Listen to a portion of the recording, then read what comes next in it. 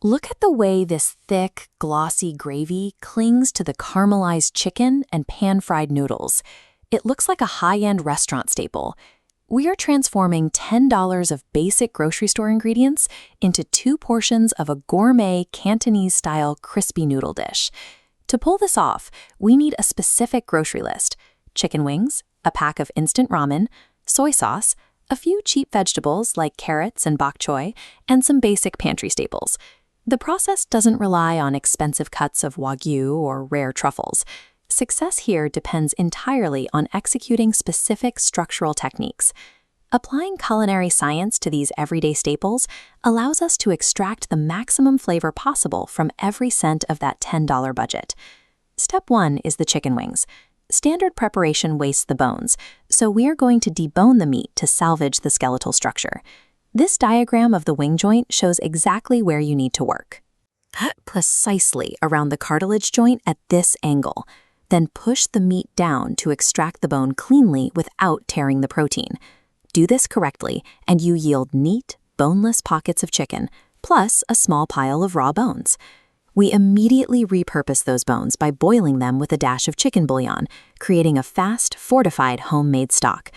Starting with a scratch-made bone broth adds a layer of collagen and savory depth that a powder packet alone cannot replicate. Next, we construct the marinade. This breakdown shows the exact ratios you need: soy sauce for umami, a pinch of bouillon and black pepper, and a heavy measure of brown sugar. Coat the deboned wings in this mixture. But when it's time to drop the wings into a pan, you have to manage the heat variable carefully. High heat is the primary point of failure here.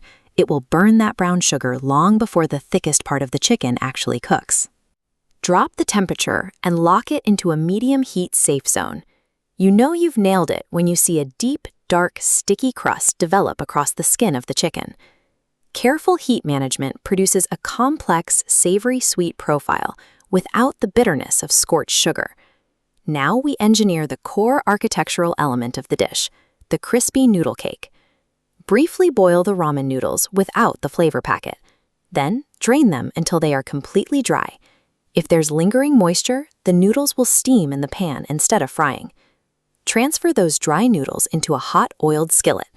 The heat immediately forces the starches to fuse together into a single structure. Wait for the visual cue. Do not touch the pan until the bottom edges turn a distinct golden brown. Only then is it safe to flip the cake.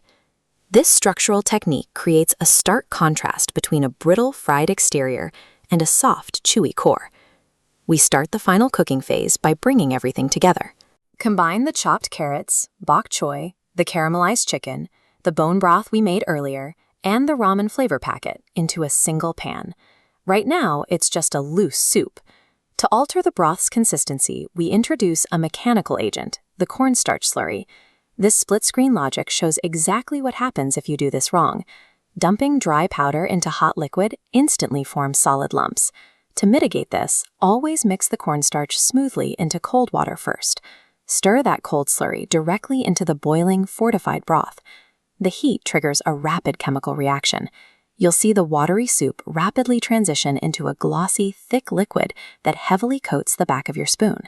Manipulating starch viscosity like this acts as a culinary binder, unifying the loose vegetables, meats, and broth into a single cohesive sauce. It's time to assemble. Lay the crispy noodle cake down as the foundational base of the plate. Spoon the caramelized chicken and the vibrant, cooked vegetables strategically over the center of the noodles. Finally, pour that thick, glossy gravy generously over the entire dish. This softens the top layer of noodles while keeping the bottom perfectly crisp. Add curled green onions over the top.